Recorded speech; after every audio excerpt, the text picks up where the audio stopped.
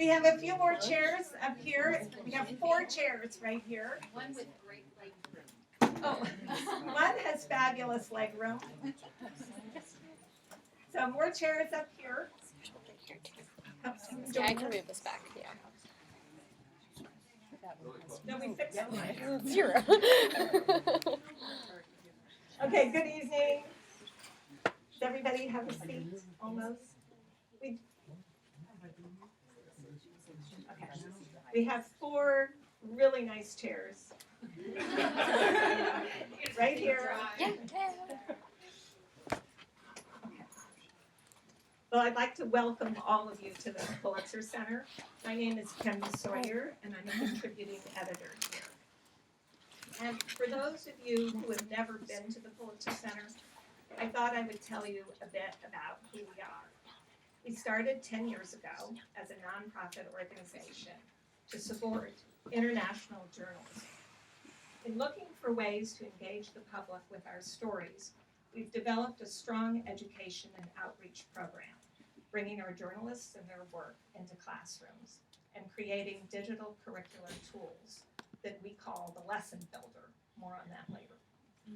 The Pulitzer Center gives grants to reporters and photojournalists to cover what we think of as stories that matter, those that touch on some of the biggest and most challenging issues of our time: climate change, food insecurity, women and children, public health, the nuclear threat, religion and power, war and peace. Roger Thurow, who will speak tonight, has received support from us to report on the topic he will discuss: the importance of nutrition in child development around the world. His reporting became material for his new book, The First 1,000 Days, a Crucial Time for Mothers and Children and the World. Roger lives in Washington and is a senior fellow at the Chicago Council on Global Affairs. He was at the Wall Street Journal for 30 years, many, or most of them, as a foreign correspondent. Roger has written on the Cold War, the fall of communism, the end of apartheid, the wars in the former Yugoslavia, and on famine. He is the author of The Last Hunger Season, a book that follows 4 farming families in Kenya, published in 2012. It has been very well received and is one of Bill and Melinda Gates' 10 recommended books. Anne Thurow, Roger's wife, who is also here tonight, was born and raised in Ireland. She has worked as a translator at the European Union in Brussels and as a translator and copy editor at the Wall Street Journal Europe. As Roger tells it, they fell in love and together embarked on a foreign corresponding career. Anne took the photographs for the first 1,000 days and also the accompanying digital website. And we have links to the website right here and many of Anne's photographs around the room. Roger and Anne traveled to Uganda, India, and Guatemala, 3 countries so rich in natural resources, yet home to overwhelming numbers of malnourished children. They also spent time with new mothers in Chicago, struggling to give their babies what they need, not only to survive, but to thrive. In his beautifully written book, I read it this weekend, Roger reveals intimate details of family life. He shows us the Herculean efforts mothers make, the bonds they build, and the deep, deep love they share with their young children. Woven into these stories is a wealth of information on the causes of malnutrition and stunting, the challenges to providing a healthy environment, the role of gender, quote, poverty as a trump card, new developments in growing fortified crops, and ways to change behavior. Roger gives us hope. There are potential solutions, though there are no easy answers. We learn that the most common craving for pregnant moms is knowledge. And we also learn that not everything goes according to plan. In Chicago, a McDonald's salad costs more than junk food. In Uganda, malaria can take the life of a seemingly healthy child. We're told that good hygiene and a balanced diet are key, but so are parental stimulation and words, a healthy language environment. And now I'll turn this over to Roger. But before we start, I'd like to remind you that Roger's talk will be followed by a Q&A, and then Roger will be signing books in the back or in the front. And I also encourage you to tweet. We have our Twitter handles right here, not here, but right there. So at Roger Thurow and Pulitzer Center.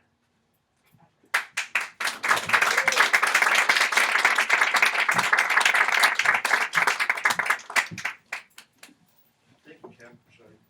Yeah, it's good for the. Yeah. Do I need this? Yeah, it helps for the. Oh, okay, good.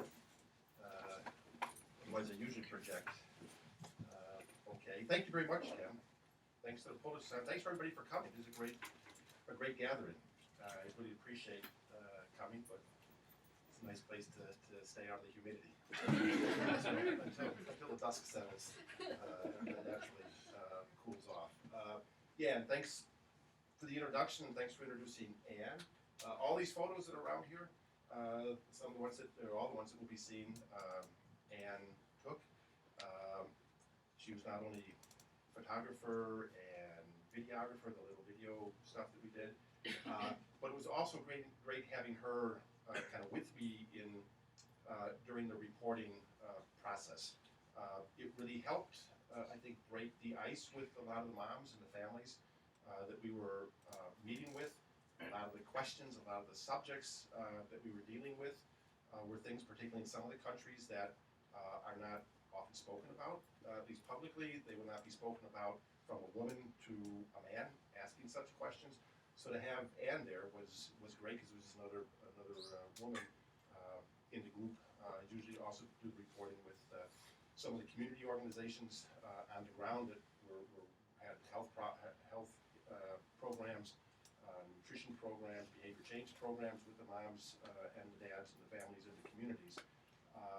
So it was kind of never sitting there by myself or going alone to these places, but kind of this group effort, and Anne coming as well. Plus the mother of 2 children, so a lot of the issues that came up in 1,000 days, I would just look at her and say, "Does that sound right?" She would say, "Oh yeah, absolutely. I understand fully and sympathize with what these moms are talking about." And so that was great. And as Kim said, she's also Anne's a translator and a wonderful linguist, one of these Europeans that has this great ability to pick up languages really quickly. And so my advice to all kind of journalists or budding journalists, at least those that haven't married yet, is to marry above your station in life. Marry into acquiring skills that you do not have otherwise. I'm limited to English and German, and that's about as far as that carries me. And won't let me speak French anymore after a couple of disastrous incidences with waiters in Brussels and Paris. So remember that. Marry above your station in life. It's always a good thing. I guess also not just for journalists. But thanks so much for the Pulitzer Center, John, Kim, everybody that I've worked with over the last couple of years. A marvelous team. The work that you're doing, continuing to back reporting, particularly international reporting of these stories that are so vital, that unfortunately aren't finding their way into newspapers, television, documentaries as frequently as perhaps they used to, as frequently as they should. So it's wonderful that you guys are doing that, and hope the support continues to allow journalists like myself to do this. And in my case, so after I left the Wall Street Journal in 2009, at the end of 2009, the last couple of years at the Wall Street Journal was really focusing on hunger, malnutrition, food security issues, and basically under the larger umbrella of hunger in the 21st century. And the first book, Enough, that I did, I was still at the Wall Street Journal. It was Scott Gilman, my colleague at the paper. While I was overseas, Scott was the paper's main agriculture writer and correspondent, probably the best informed journalist on farm policy, relations farmers, not only in the U.S. but around the world. And so we combined on that book, and the title was enough, but enough was by no means enough for me. I just had to keep writing about this issue, because what I discovered was that this issue of hunger in the 21st century was just motivating and inspiring and giving a new passion in my journalism. Kind of after all those years at the Wall Street Journal, I figured that's what all my time at the Journal, all my stops as a foreign correspondent had led me to write about this story. And that was the one story that I couldn't walk away from. Had to keep coming back to. So as foreign correspondents, you go from story to story and place to place and country to country. Kind of what's new, you're always moving on. This story of hunger in the 21st century, and I'll show some slides from at the end from the Ethiopian family in 2003. This is kind of my kind of moment of great disruption professionally.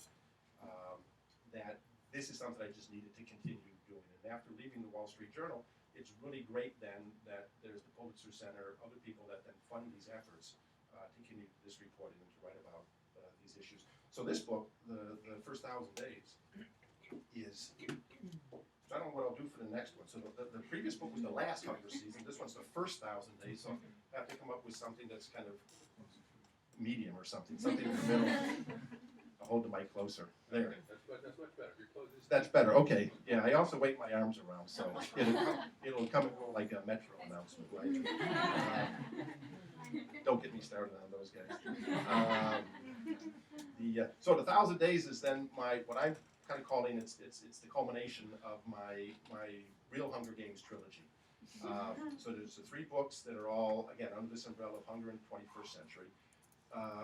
My journalistic mantra that I developed over time, over the last decade or so, or 15 years of writing about these issues, is outrage and inspire.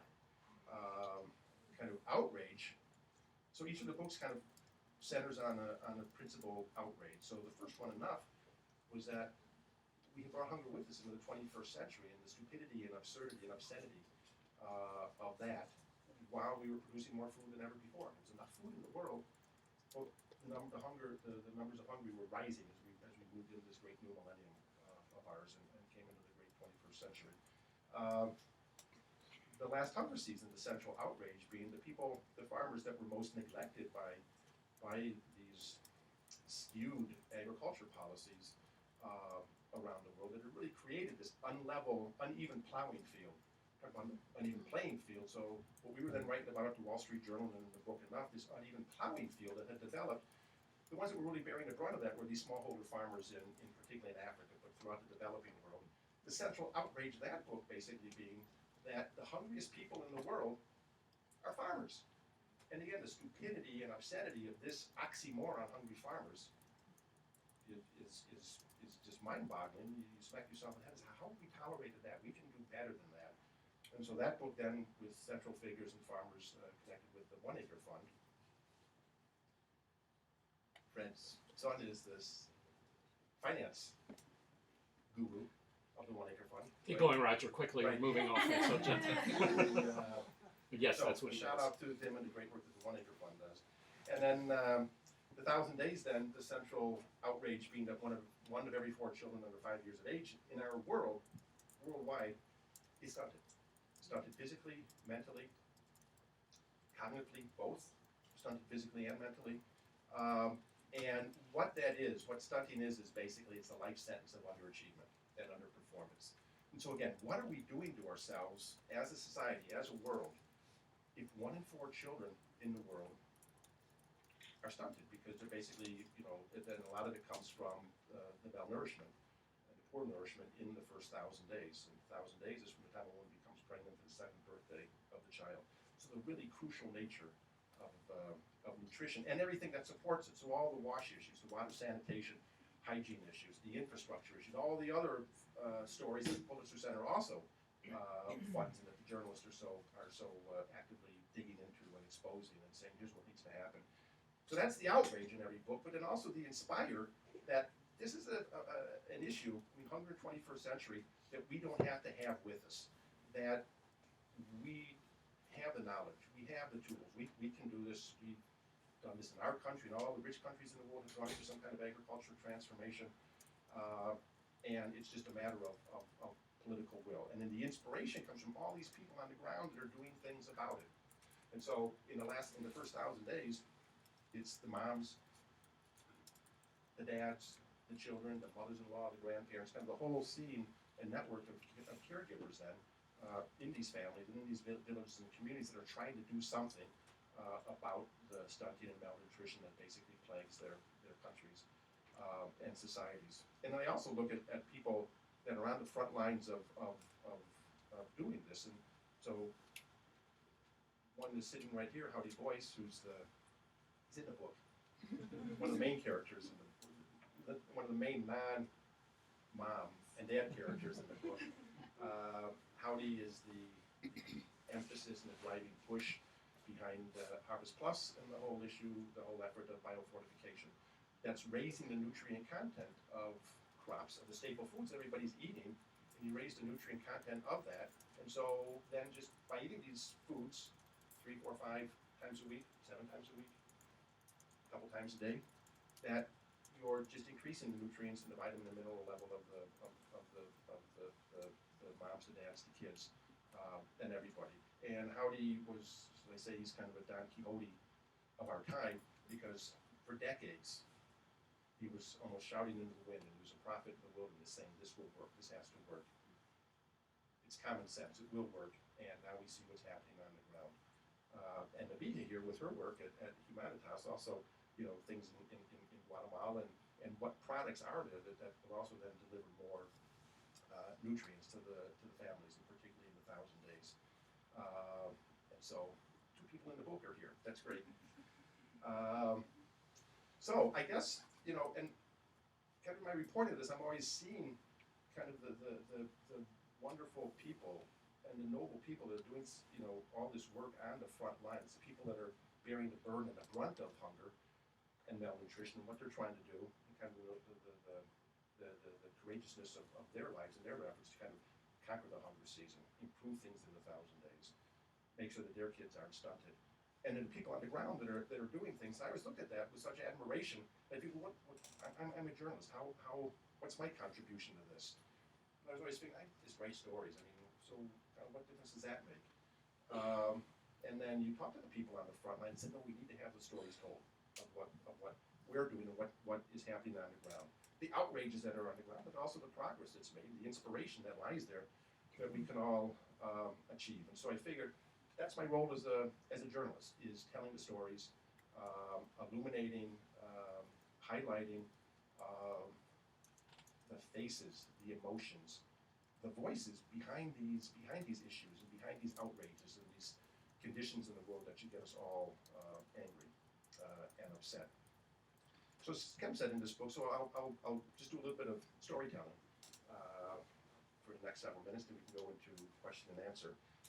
So as Kem said, it's Uganda, Guatemala, India, and Chicago, and a couple of moms and families on the south side. And we can later talk about, kind of commonalities that I saw in my reporting through the 1,000 days, the differences that are there, but things that really bind and unify moms, dads, kids in the 1,000 days, and bind all of us in this greater humanity. And so Uganda, there we are. It's just kind of communal gatherings like this under great big shade trees, where so much nutrition information is imparted. That's what's happening here. This is in the Karamoja region. These aren't the moms that I was following, but it's a really great photo that Ann took of this just amazing, this huge tree that everybody uses for kind of communal gatherings. And here's all these moms, new moms, moms to be, and they're getting this very simple nutrition education, just the wash education, the water sanitation, hygiene, the environmental aspects of why this is so important in the 1,000 days. And so in Uganda, one of the moms followed is Esther, and there's Roger's, her son. He's 2 years old in this picture, so he's at the end of his 1,000 days. It's in Uganda where the moms are embarking in the Harvest Plus program. They've begun to grow the orange flesh sweet potatoes high in vitamin A and beans that have a certain level of iron in, but through the breeding that Howdy he's involved in conventional breeding that raises the iron level. So that's those two crops in Uganda, but there's many others that are then going on in other parts of Africa or other India, other parts of the developing world. So these moms are both growing them. You can really see then kind of the how the children develop. And so Roger's really robust, happy. His development markers are all kind of much improved as opposed to, say, other kids in the community, or what the moms tell them, their stories that, so 2 years ago, before we started doing this, and before these new crops came into our lives, we could see the state of the kids and the level of malnutrition that they would have. But there's then all these other issues, and as Kim spoke about the challenges then, that, okay, the good nutrition, improved nutrition is great, and hooray for that, but then we've also got to be careful and look at all these other issues that then support or can undermine nutrition if they're not well. And so there's a scene in the book where Esther, the clinic that she gives birth in, it's a small clinic, and it's reasonably tidy and pretty well outfitted. But you know, here, I mean, as moms, you kind of prepare your bag to take with you to the hospital, and you know, kind of the essential clothes items and things. There, I mean, in their bag that they have to take, that Esther was putting together, are a blade to cut the umbilical cord, a malaria net, if she has one, a jerry can of water that she'll take with her, sheets, soap, even suturing material they recommend if the moms have it. And you can imagine kind of what they all bring, including like shoelaces, because they may not have that in the hospital or the clinic if needed. She's there kind of the night before, and then her labor is continuing all through the next day into the evening. The clinic where she was at has solar power, but that solar power is stored maybe until 9 or 10 o'clock at night. She was then fervently praying, let my child be born while there is still light from the solar power that's coming through, because she knew that the light of last resort that the midwives use is the light from a cell phone. And the midwife basically puts the cell phone in her mouth, she bites down on it with her teeth and her lips for the illumination, and then she's there bending down at the end of the bed to receive the child once it's delivered. And Esther knew that because she had heard about that from other moms, and she's praying fervently, let this child come while there's still light. Aaron, little Aaron and Brenda. He was doing great, was born also robustly. Brenda had lost her first child before the Harvest Plus efforts came. She's feeling much better in this pregnancy now that she has all this more nutritious food that she's eating as part of her diet. And Aaron was born robust, 8 pounds or so in that scale. He was born at home. And then our next trip after he's born, he's looking well. Then the next trip that we're there, it's like, Brenda, how's Aaron doing? She immediately had a panic-stricken look on her face and started to cry and sobbing. And she says, he hasn't grown much since the last time you were here. It's like as if his development had stopped. And I said, what happened? She said, well, this well that's behind my house, or behind the house where her family lives, and I had gone to visit her family. This is her husband's compound. There was a dysentery outbreak that spread through the entire community that came from that well water. And she got dysentery, Aaron got dysentery, and she was sobbing so much because she was still, and this was maybe, you know, a month and a half after they had gone through this, and he was beginning to recover. And sobbing so much because she was afraid and paralyzed with fear that, am I losing my second child too?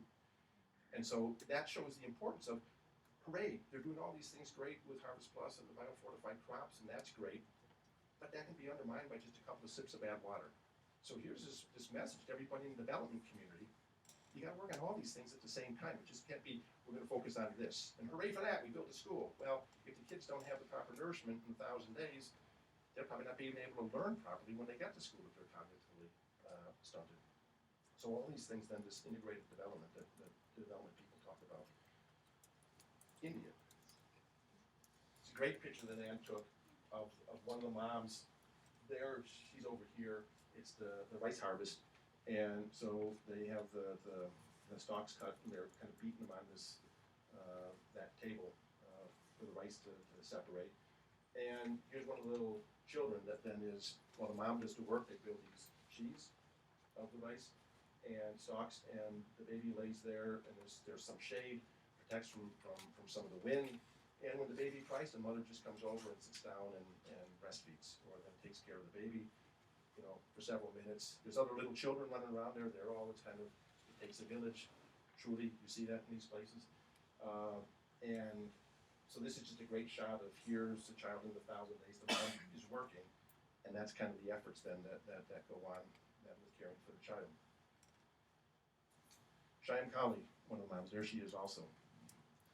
When we meet Shyam Kali, she, in the book, she's just given birth to her 5th child. I'm always hesitant to talk about some of these things. I don't want to spoil the drama or spoil any of the narrative for those who haven't read the book yet. That she's just had her 5th child. The previous 4 were all girls.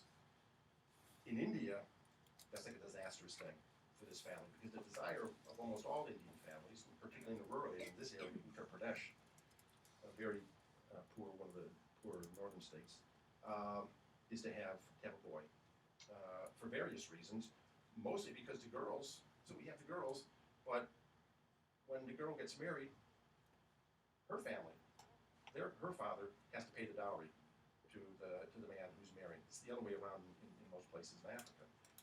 So right away, there's this big expenditure. The daughter then goes and lives with the husband's family. Any children that she has remain with the husband's family.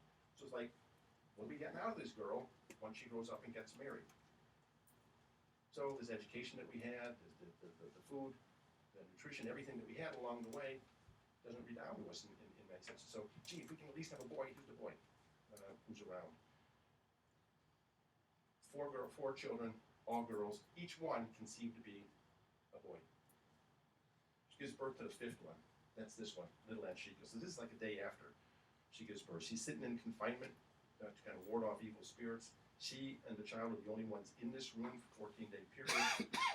This is like incense, dung-laced, incense-laced dung that's on fire. So there's smoke. You can see some of the smoke up on top. This is the first air that this child is breathing for the first 2 years, for the first 2 weeks of life. As time goes on, when we're visiting, well, how's Anshika? She's had a cough. That probably stems from here to a large extent. Shyam Kali's then telling me about the conditions of the birth.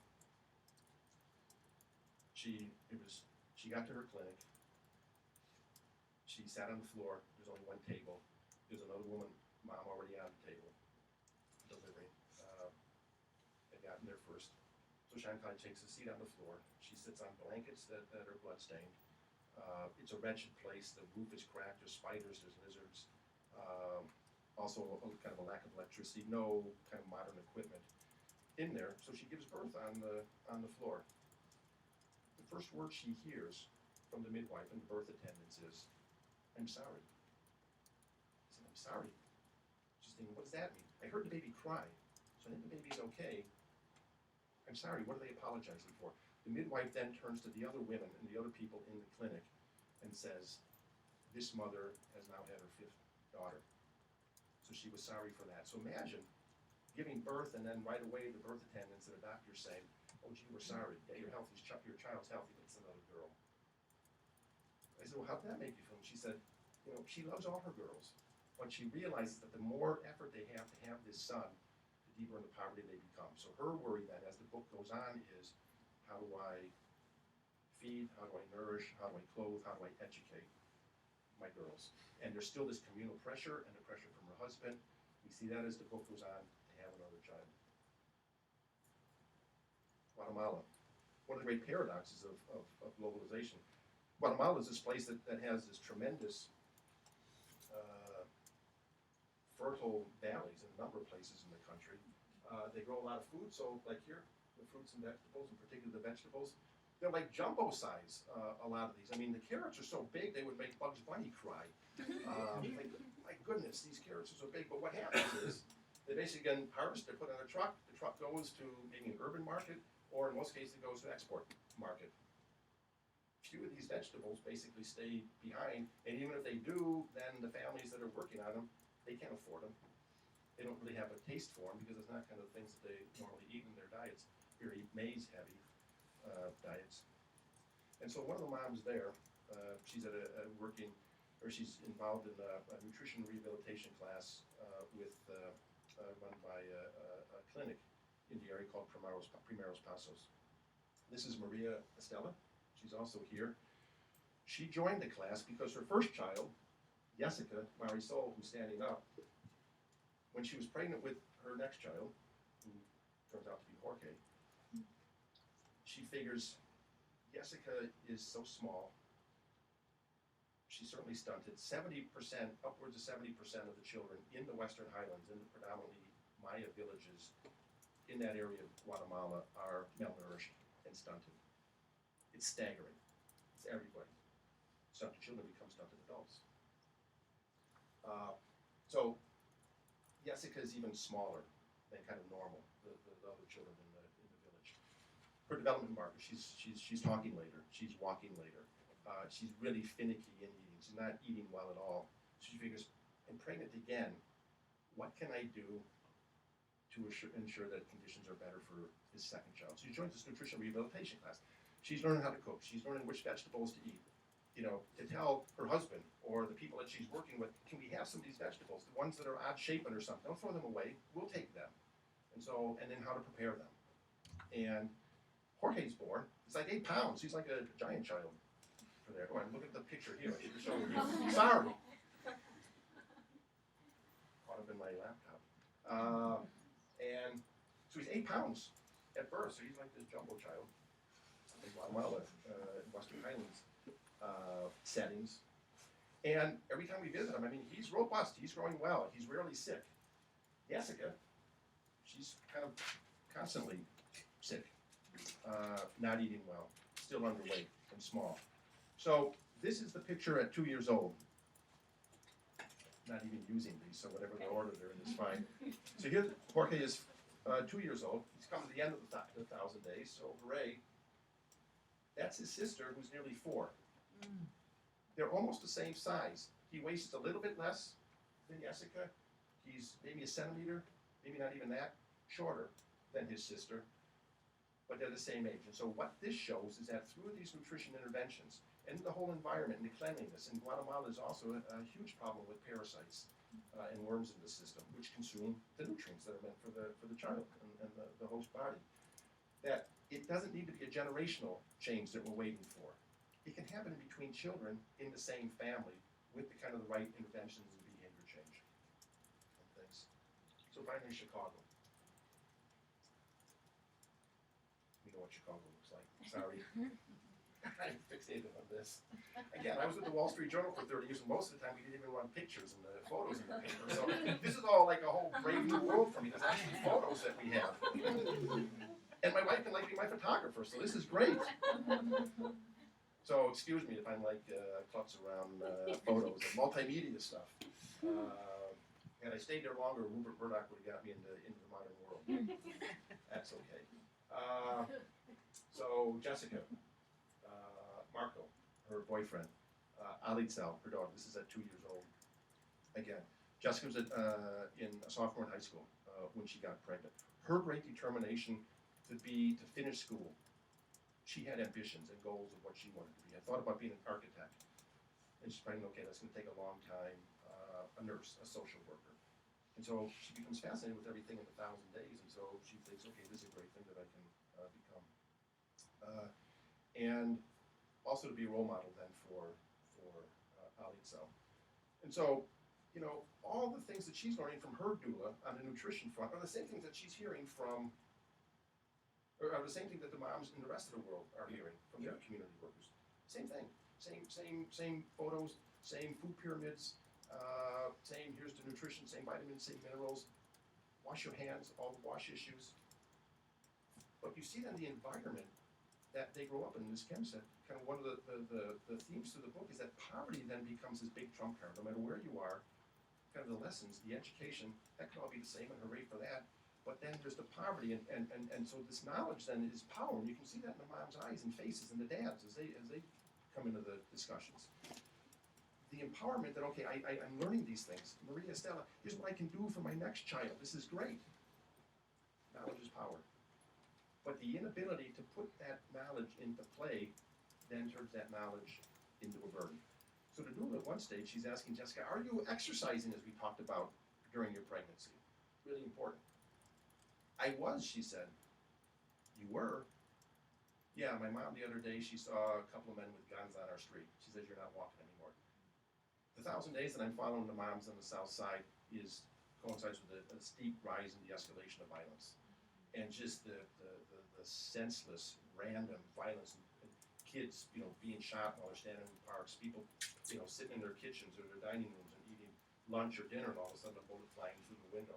That's where she's going up, and she's keeping a diary through her pregnancy in letters to her child, and you can see this concern, what kind of world am I bringing my child into?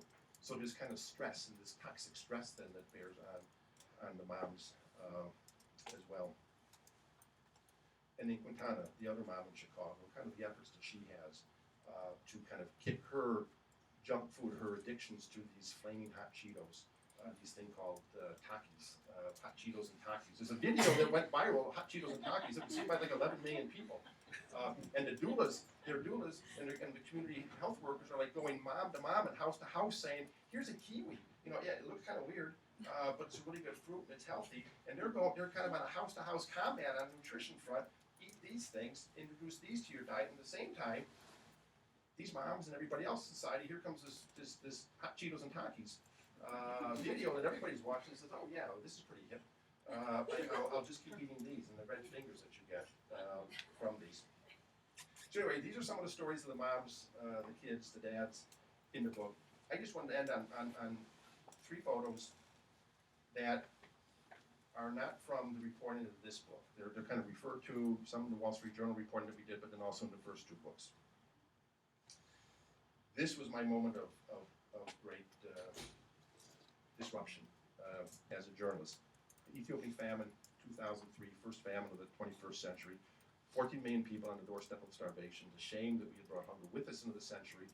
3 years into this great new millennium of ours, and here's this awful famine that is coming. Somebody at the World Food Program, on my first day in Addis Ababa, he said, Roger, looking in the eyes of someone dying of hunger becomes a disease of the soul. What you see is that nobody should have to die of hunger, particularly in the 21st century. The next day, I'm with some of the workers at the World Food Program. We're down in the hunger zones. We need to go back. What? There. We're down in the hunger zones. These are the eyes that I look into. Shame to say that all my time as a journalist, in particular all my time in Africa, I hadn't focused on the hunger issue. I hadn't really looked into the eyes of the hungry. It was like the wallpaper of Africa, the background noise of Africa. As they get, of course it's there. But I'd never really written about it solely. Got parts of stories. And so, Tesfaye, the dad, Hargirso was 5 years old in this photo. His dad carried him to the emergency feeding tent. He was weighing only 27 pounds. 5 years old. He had a wretched 1,000 days. So they were already struggling for food and malnutrition. He was the youngest child. Then he was the most vulnerable when the famine hit. So that's the child that he then carries to this emergency feeding tent. When I left the tent, there we go again. When I left the tent, we didn't know if he was going to survive. Doctors, nurses, and the aid workers didn't know. It's always in the back of my mind, this disease of the soul that I'm now afflicted with. Whatever happened to Hargirso? 5 years later, I was back there in Ethiopia, asked the World Food Program guys, have you ever been back up to that region? Seen this family? We have workers there, we can find out. And so they said, yeah, Roger, let's go up and see.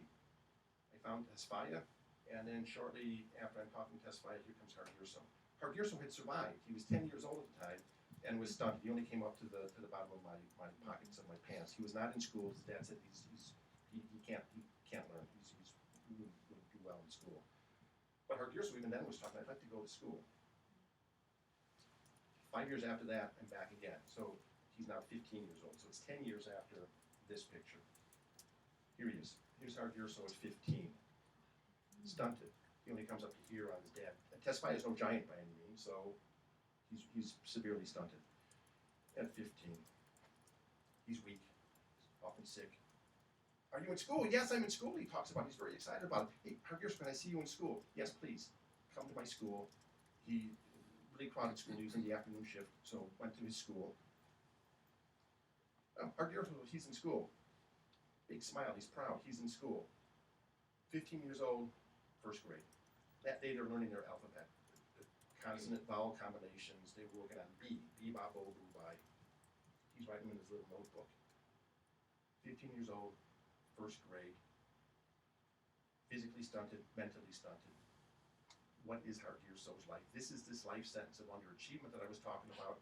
All these moms and kids that are in the 1,000 Days book, I wanted to write about them so that this doesn't happen.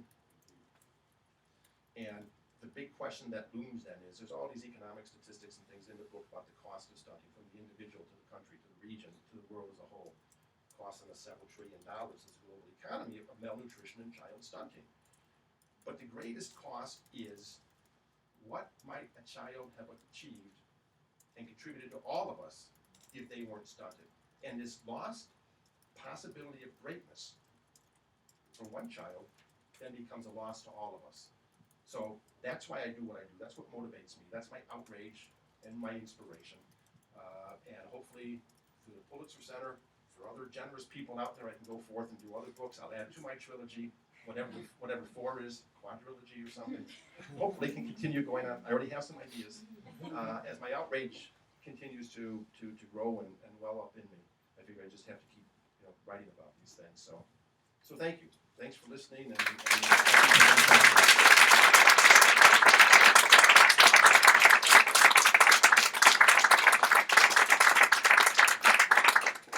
Thank you, Roger. Great. The other mic.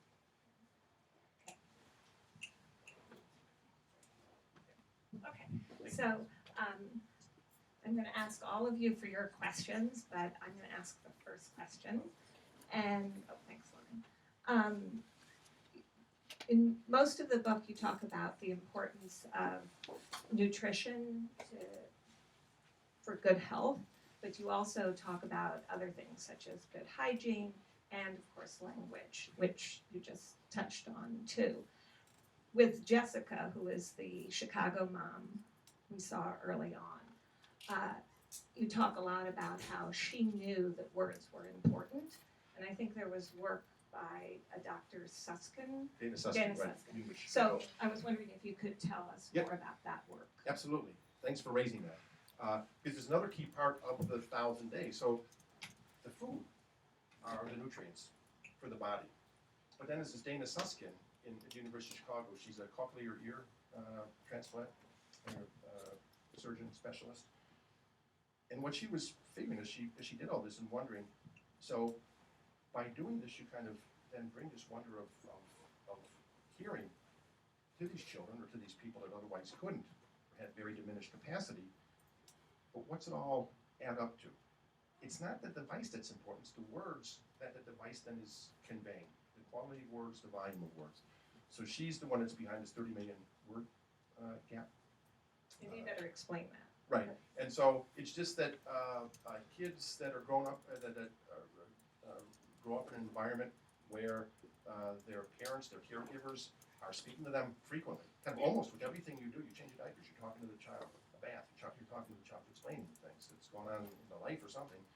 How your day's been, all this talk to the child, in certain tones and kind of what they figure, and that's good for the child to hear.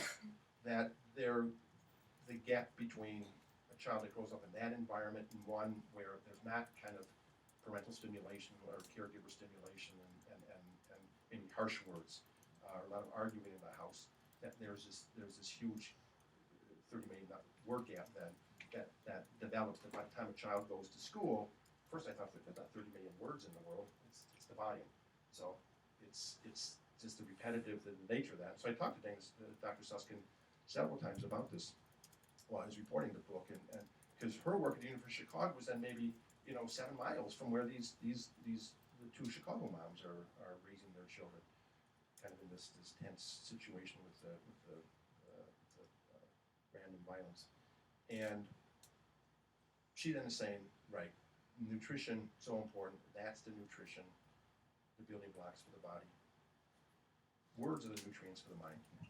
And that then, she says, every word that you speak to your child is a coin in the bank. And it's just another one that goes there. And eventually then as the child grows, the brain sorts all this out. But the brain, the doctors figure by, you guys at Johns Hopkins, maybe you studied this, by the time a child is 2 or 3 years old, or 3 years old, the brain is 85% developed and grown.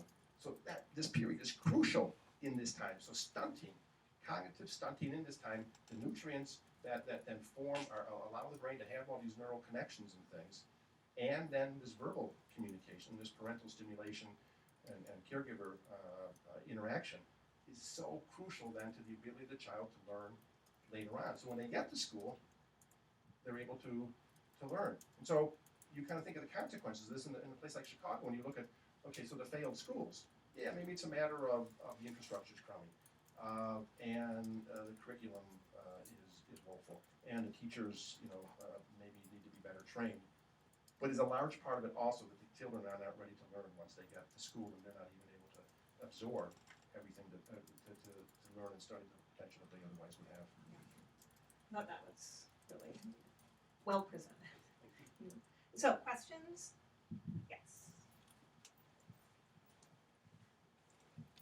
Hi, thanks for your presentation. I was just wondering, how did you decide, how did you choose the places where you did your research? Yeah, great question. So Uganda, I wanted to illustrate this importance of the nutritious aspect of the food. So I figured, okay, a lot of people talk about our great challenge in coming decades. The great challenge in the world is feeding the world over the next coming decades. Well, yeah, but it's not just feeding the world, it's nourishing the world. It's the nourishment, it's the proper kind of food. And that's so critical. So I wanted to somehow illustrate that, and this call then, as researchers and academics, and the great work that was done by Johns Hopkins and Dr. Bob Lack and the Lancet series and things, we got to narrow this huge gap that had opened up between nutrition, between agriculture and nutrition. Farmers aren't necessarily growing nutritious food, it's growing more food, ever higher yields, ever higher production. Not so concerned with what the consumer is getting out of the food, particularly if that's going to lower production. And so I knew biofortification was really working on this front, pioneering this. And all the work that Howdy had done was beginning to show that it doesn't have to, you don't have to compromise yields and productivity by raising the nutrient content. So I figured I could set that in Africa somewhere. Uganda was a place where they had 2 crops on the ground, the orange flesh sweet potatoes, the high iron beans. Had been doing that already for a couple of years, so the moms would be eating this as they came into their pregnancy. And then, so that's Uganda. India, because it has the most, there's more children born in India every year than anywhere else, so there's more 1,000 days journeys that begin in India than anywhere else. Has the highest number of malnourished kids in the world, highest number of stunted kids. Not the highest percentage, although the percentage is shockingly high, like 30, maybe a 33, 40% or so. Yeah, so it's among the highest of percentage of malnutrition and stunting in the world. And so if the world's going to make progress on that, it's got to go through India. And in Uttar Pradesh, the region where these moms are, it's even worse there, and the numbers and the size of the state. And in Guatemala, I wanted, again, global diversity, was talking to Brent, who's the founder of Primeros Pasos, kind of by a serendipitous meeting that we had through my daughter. She was at Georgetown and the head of the GlobeMed program there. The GlobeMed at Georgetown, the health institute or the health unit they were working with happened to be Primeros Pasos in Guatemala. And so Brent, I met him at one stage and I said, yeah, I'd like to do this in somewhere in Central America. So what do you have going on in Guatemala? And he was telling me, and I said, look, so my problem in all these places are, where am I going to find pregnant women? He said, oh, well, I got pregnant women. I got pregnant women, not that I got the women pregnant. So I've got pregnant women. I said, well, tell me about it. So I got this rehabilitation program, nutrition rehabilitation program, that's basically following them almost to a 1,000-day cohort. And I said, oh, that's great. Can I follow you guys? He said, please. And so that's why Guatemala, and then went through somewhere in the U.S. and kind of settled on Chicago. One, when we started this 1,000 days journey of ourselves, we were living in Chicago, so it was more of a home story. But I'd heard Rahm Emanuel talk about it at the Scaling Up Nutrition Conference, in the 1,000 Days Conference. And Chicago was the first city that was mapped for food deserts and the impact of that. And Emanuel was saying that in like 400,000 or more people in Chicago living in food deserts, lack of access to fresh foods. And he said, food deserts, yes, they have a nutritional component. When I think of food deserts, I think of them as opportunity deserts, because where there's a food desert, there's a job desert, there's a health desert, there's an education desert, there's a security desert. And I figured, oh, so in Chicago we can illustrate how all that comes together. And it just so happened that there was this horrible escalation of violence as I was going through the time. So that's why those people. I should also say that the 1,000 Days journey does not begin on day one of conception, because that would have been like creepy. And I would have been like slapped and expelled from all these countries before the reporting got going.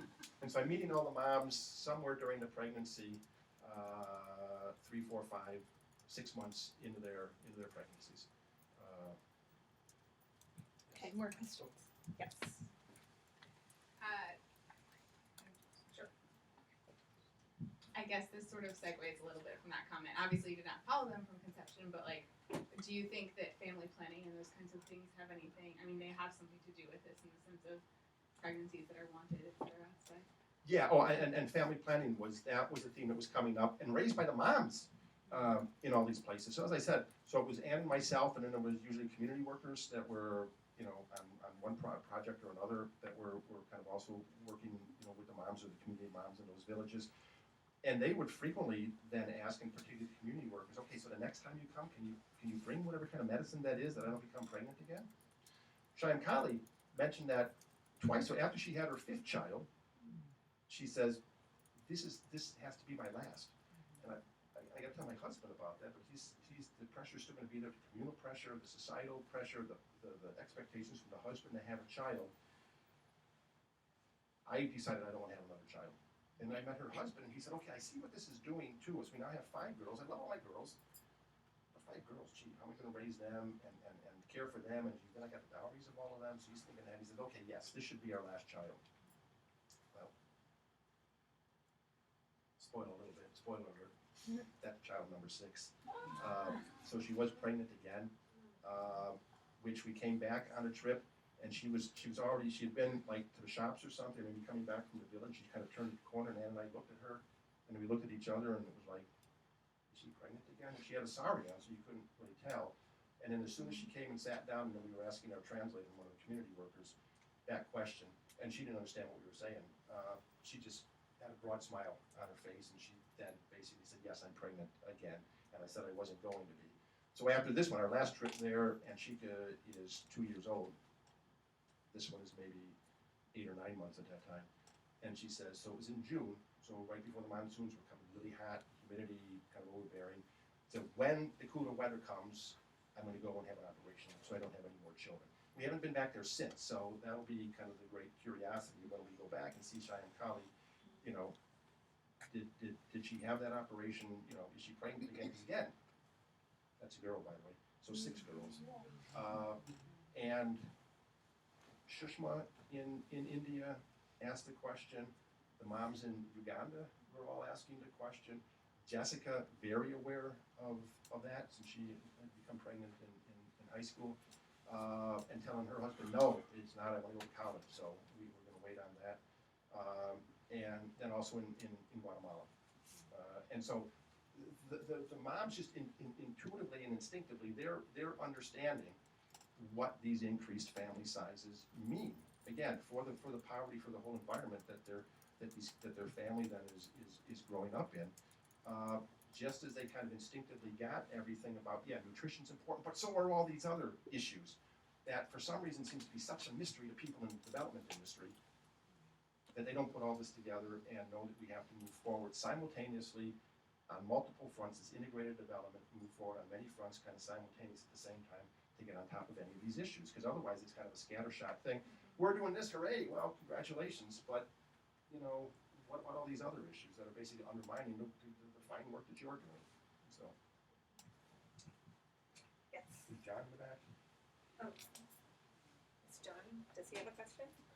After He does, Shakib. And there's one here, there's two before we make our way to you, if that's okay.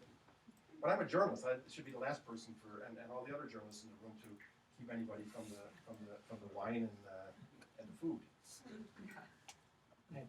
I just wanted to know more about the reporting. You mentioned the gender factor where your wife helped talking to them. But how was it reporting? Like, did you hire a translator everywhere you went? And how was it reporting as a foreigner in a country reporting on a very domestic issue? Yeah, great question. So translators, because in India it's Hindi that even Anne doesn't speak. Guatemala and Spanish was a great help in that, but then it was also the indigenous languages up in the highlands, and so kind of the local nutritionists that were in the Primeros Pasos nutrition rehabilitation program, they would do the translating, so maybe from the local language to Spanish, and then Anne could translate it, or then others translating it to me in English. Uganda, English to some extent, but the moms, particularly talking about these issues, more comfortable in their local language. So there were also then the Harvest Plus people on the ground, the World Vision people that were the implementing partners of Harvest Plus in that area on the ground helping. And Chicago is pretty good on my own, fortunately. But again, the language of the 1,000 days is new for John.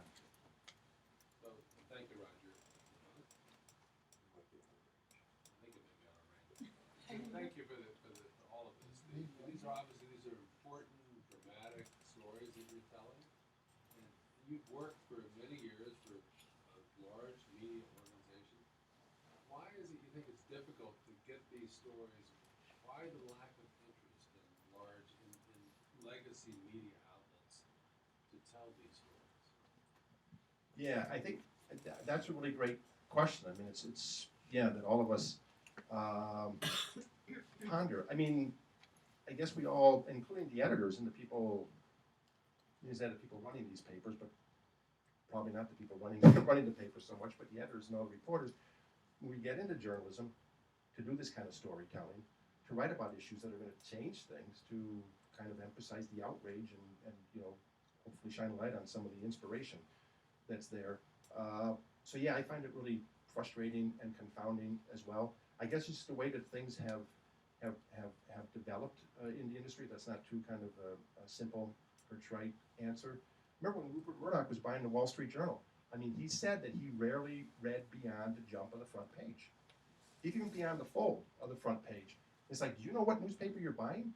Because the Wall Street Journal, famous for the column 1 to column 6 and the A-head in the middle of these long, well-researched, colorful, anecdotal feature stories that would tell these kind of stories. It's like, why buy this? There's reasons why he was buying the Wall Street Journal. But journalistically, so he didn't have any interest in this. This certainly filters down to his editors. And then I guess this type of story, too, if I think the job of newspapers and the media of the educating and the leading of opinion, that we're going to write about this story because we figure, and we're going to put this story on the front page or wherever displaying the paper, because we figure this is something that's important for readers to know about and for the general education, particularly the foreign corresponding, that Americans that are informed on these things. And perhaps that desire just isn't there anywhere. Kind of the survey-driven news coverage and things and what's in papers, is probably leading them also in a different direction. The shorter time, attention spans that people have, as enunciated by Mr. Murdoch himself, and just what people seem to be interested in. I think it's kind of the whole, general trend of things. But there's still this storytelling that's there, and I think everybody is interested in stories. And so I don't think that aspect's ever going to go away, whether it's online, whether it's in the new things or not. But if people are so used to, consuming, news or getting tips on information around the world in 140 characters or something, I think that's kind of been also debilitating. But I don't know. I find that kind of a point of despair that kind of the editors, the other journalists. I mean, this is why we all got into this, at least people of our age. to do this type of reporting. And God bless the Pulitzer Center that you support this and that we're still able to wave the flag of international reporting and to cover these type of issues. But I don't understand why there isn't this kind of push from the newspapers and the media to say these are the type of stories that we really want and to inform people about. But I guess people don't want to be informed about these things. So, Nadia. I have a question for, I think this is on. Is this on? Yes. Question for you and for Anne. So on your trips and your visits with households and NGOs, you saw a lot of amazing interventions and a lot of very successful programs, but you're also seeing, as you noted, the case in India where this woman is in her room for 14 days with this incense burning, or this woman in Chicago who prefers the chips, Coleman's favorite, Duckies, over the kiwi. Loves them and knows about the red fingers. So I'm curious, as you're interviewing and as you're taking pictures and you know that there are household actions that are so destructive for a child, how do you not intervene and say, you know what, you need to take that baby outside, Right. or I'm going to take that bag of Takis and give it to Coleman? So how do you hold back? You have to. You can't involve yourself in the story. The story's not about us, right? Yeah. It's about the people there. You cannot involve yourself. Yeah. Much as many times we wanted to, you know. Yeah, that's a great question. Yeah. And it also came, and we were talking about this, and then also the last hunger season. As these families plunge into this period of profound deprivation that the hunger season is, both that book and this book is the hardest reporting that I've done and that we've done. We cried with the families, you laugh with them at their moment of joy, you kind of despair with them. But we told them all that as journalists, we can't do anything to kind of interfere with the way your 1,000 days is playing out. That there's these community organizations that are here that are looking at these cultural practices that may be harmful. So this whole aspect of behavior change, right? And what the doulas are trying to do. This is one of the fascinating things is that we think about, oh yeah, this aspect of behavior change. Yeah, certainly they need that in a place like India or Uganda. Just as important in Chicago and as our country for these things too, and other rich precincts of the world. But it was to not step in because then that would have kind of interfered with what we were trying to write about. And so the problems and challenges that were then highlighting would have been mitigated in a sense. And so it's like, okay, well, she's not doing this confinement period anymore. Or, kind of in the last hunger season that here's, money for your child to go to school so you don't have to sell your food to pay for this child's education. You can keep more of the food and make the hunger season less desperate than it is. We couldn't do that, and that was just incredibly hard reporting because we knew what the expectations of the families might have been, and so that's one of the difficult things, I guess, as a journalist of having to watch this and observe it and write about it. Yeah, and as Anne said, especially when children are involved. But it was the 1,000 days that we want to report on, and so we really couldn't intervene. And so that we leave that up to kind of the great humanitarians like Nabil and your organization and Howdy and what he's doing. That you guys are making a difference on the ground, and we'll report about that. And hopefully, people will read about it and say, "Oh yeah, Howdy, Nabil, your work needs to be supported." Okay, I think we have time for 2 more questions. Just a quick question. Local journalists, do local journalists report in Uganda and India, in Guatemala? Do you find them telling these same stories? Do you engage at all with local journalists in this process? Yeah, also a really good question. I would. If there were some that I had seen, that people were writing about these issues or talking about them on television, or somebody had mentioned, oh, there was a story in one of the newspapers in India, and I would go and try to find that, and if I could, talk to the reporter or the organization or something. Yeah, that was that. So that would help. And they would do these stories. I mean, how do you find out, you know, in the reporting on the biofortification, you know, there's stories, there's it's almost coming into the folklore. There's songs that are coming up about the high iron beans in Rwanda, for instance. They're writing about this because these journalists are covering maybe the health conferences and nutrition conferences, at least in the capital cities, how much they go out. And so I think one of the great things that so the Pulitzer Center also enables is, and we don't do this well enough as journalists, is these stories where you go back and back and back and back. So the local journalists in these places, they wouldn't have the resources to do that. You know, if they're in that town, the village is the town of Lira in Uganda, well then these people are there and they can go back to, here's how biofortification is actually working over years. And so the public journalists have done that. But in terms of the ability of going back and back and back, so, I mean, you guys are also involved in supporting Paul Salopek in his Out of Eden walk, where he's like following the migration of humanity. His we only did 1,000 days. I mean, his is like 7 years or something like that. 10 years now, geez. It gets longer. Not walking as fast as we hope. It is not what. At least I have a stop date of 1,000 days. Although, as I got to the end of it, I was talking to somebody and that was doing some work in India, and he said, "Oh, so Roger, now you're at the end of the 1,000 days. I was just giving a speech this morning, and I was talking about the 3,000 days." I said, 3,000 days? What's that? He said, "Well, you advance it basically because the condition of adolescent girls as they get into childbearing years is also really important, and nutrition is so important for that." But Paul Salopek talks about, I mean, this he's the prime practitioner of slow journalism, of taking your time, of this long walk that he's going on, this panoramic vision and view of the story that he's reporting. I'm also kind of slow journalism, not that slow, a bit stepped up. But still, of the going back and using people and places as kind of measuring sticks, you know, over time. And I think, so for somebody like Howdy, so they're the scientists that are involved in this. You know, you're not going back and forth constantly to the people that are planting the Harvest Plus crops, or the people that are consuming the Harvest Plus crops. So I'm hoping that even for Howdy, as he reads this story, it's like, oh, this is the impact then that my work is having.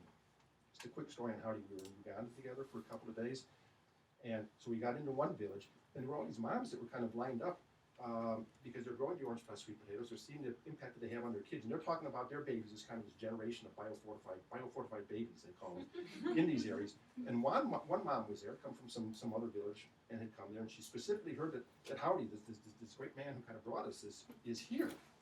And she said, "I want to have a picture taken of my child with this man." And so they're getting kind of, you know, arranging how he was sitting, I guess, on a couch or a sofa that somebody brought out of the house under a tree.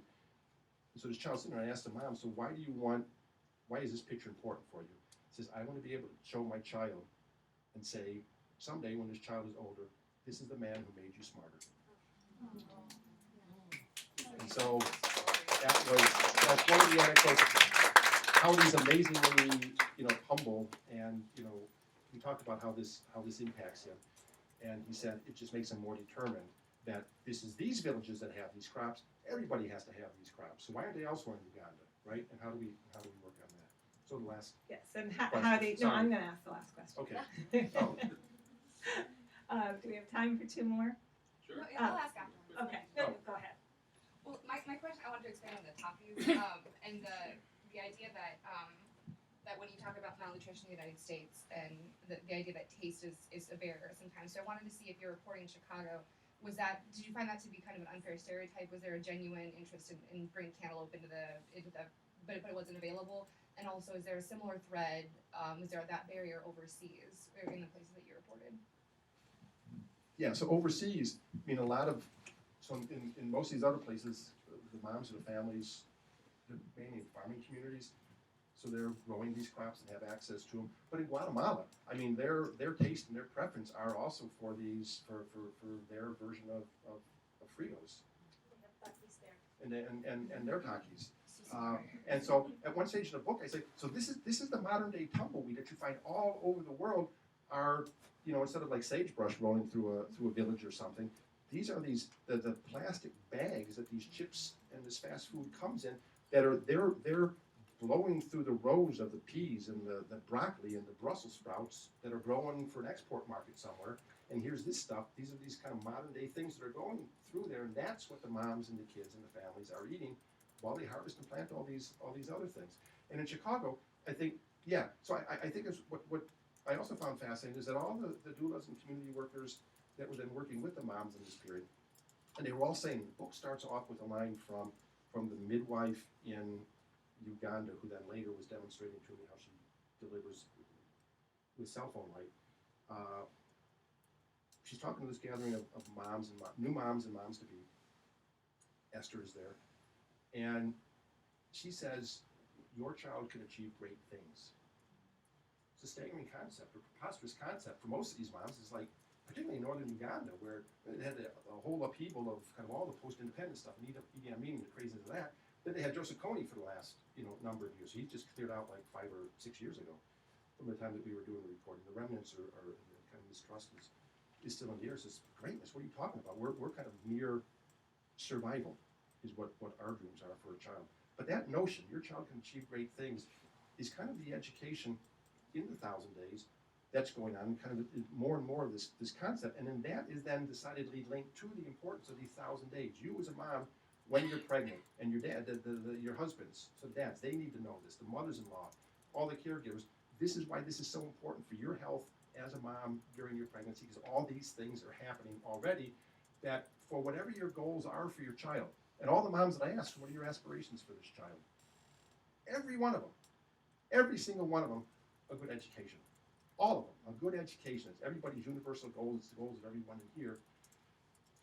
To reach that goal of a good education, that happens now in the 1,000 days. This is when that goal begins to be, your aspiration begins to be fulfilled or already dashed in these 1,000 days. And the more that you make that connection, so then these moms in Chicago, as they get that, and they understand that, yes, I understand the behavior change I need to go through for my eating habits and why it's important then for my child. So the whole education that they went on around smoking, right? And the harm that can cause, and other things, and drinking. This is like the nutritious food is really important. So we're so far behind in that. Why haven't we been doing that for the last couple of decades as well? Thank you. Well, one final question. I want to bring it back to journalism. We have 6 Pulitzer Center student fellows with us tonight. Yay. And they will be doing international reporting. A couple of them have already done their reporting. But I wanted to ask you what advice you would have for them, and I wanted to ask Anne, as a photographer, what advice you would have in terms of making the subjects comfortable, or anything else you want to add about the photography. Yeah, I would just say make a connection with your person you're photographing. Like with the women, I couldn't speak any of their languages, but I would just, get down on the ground and just, it's like a facial thing almost. You communicate through your eyes. And once they trust you, you can hang out with them. You make that connection with the mom or whatever your subject is and her children. And you kind of blend in. That's what I did. I just blended in. Roger would be doing the interviewing, and I would be just down there on the ground, and he did it. And I just became one of them. I would play with the kids and just make eye contact with the moms. Yeah. Just get them to trust you, basically. That you're not a photographer standing there just taking photos, and you're going to walk out and you're never going to come back. Just make a connection. It's important. I think that's a great skill of photographers and all good photographers, is that you are kind of unobtrusive. You're just there. You're observing. You kind of make this connection. Kind of the same as the storytelling. And so I think what's really important, and for journalists, that, to ask the questions, but then to listen. And by listening and following up on those questions, but by listening, that the people that you're talking to understand that and appreciate it. And I think for all these moms, including the ones in Chicago, particularly after we came back, like for a second time, because the first time we've been, so this guy's asking, this is kind of weird. He's asking these questions, what's this about? And then I told him, well, I'll be back in a couple of months. In Chicago, maybe more frequently. And then when we came back for the second time, it was like, oh, these people are back. And now they're asking more questions. And some of the same questions. Why are they asking the same questions? I already told them this before. but it was like I just wanted to make sure that kind of stories hadn't changed, nothing had changed over time. But I think they all appreciated being asked, what's important in your life? What's going on? What's your opinion of these things? And to be asked, what's your story? And tell your story, and then not to say, okay, bye, thank you. But then they come back and say, oh, yeah, what's new in your story? And so I think that's a great value of being able to come back and report as a journalist. But also, I think it's fine for journalists to have this kind of sense of outrage of kind of the state of the world or this particular subject that you're looking at. Why is it this way? You know, and to not tolerate it. And I think, and there's been all sorts of discussions in journalism about this, is the advocacy role of journalists. And so when I left the Wall Street Journal, and after the first book, Enough, I was then being called just by shorthand, you know, by reviewers or just other people, and introduced as kind of journalist and hunger or anti-hunger activist. And at first it was like, I was bristling at that word, an activist. Should I be an activist? And the more I thought about it, I figured, no, I'm comfortable with that, because as journalists, you know, and we can say, you know, and talk about objectivity and things, you want to be objective in your approach to the story and your fair treatment of the story, or activists in the sense that what we do, we want it to have some kind of impact. And to kind of deny that is like kind of a silly thing for journalists. Even if you're covering a city council meeting, right? You can be like a stenographer and say, well, here's what happened in the city council meeting, but you're also kind of saying, oh, they talked about this water issue, and that's why this water issue is important. And kind of you're hoping that by writing about this, maybe something will happen to this water issue in this town. I only mention that because when the night that Nixon announced his resignation, I was covering a town hall meeting in Oakwood Park or Oakwood something, Illinois, so kind of northwest of Chicago, close to where I grew up. And that has always struck with me, that here's this great moment of journalistic accomplishment of the Watergate coverage and then Nixon's resignation. And I'm at this council meeting writing about whatever water issue they were squawking about. But for those people, that was what was really important, and that was important in their lives, and let's get this darn thing straightened out. So yeah, ask questions, be interested in people, have this outrage, and this determination that, yeah, you can change things. Because if we don't, I don't know who does. We have to write about these things and bring them to people's attention. And no matter what form of media it is, people want to hear stories. They want to read stories. They want stories told to them in whatever medium it is. And so I think that's a really important task, and that'll never disappear or leave. And so, kind of tell stories, listen, be empathetic. That's a perfect note to end on. Thank you very much.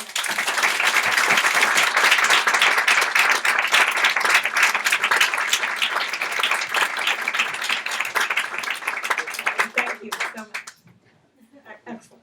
Thank you. And I hope all of you will join us outside for Buy the books. wine and cheese, I'll sign them and all. also Roger will sign your books. Right. So why don't you let Roger go? And they're also on Amazon or, yeah.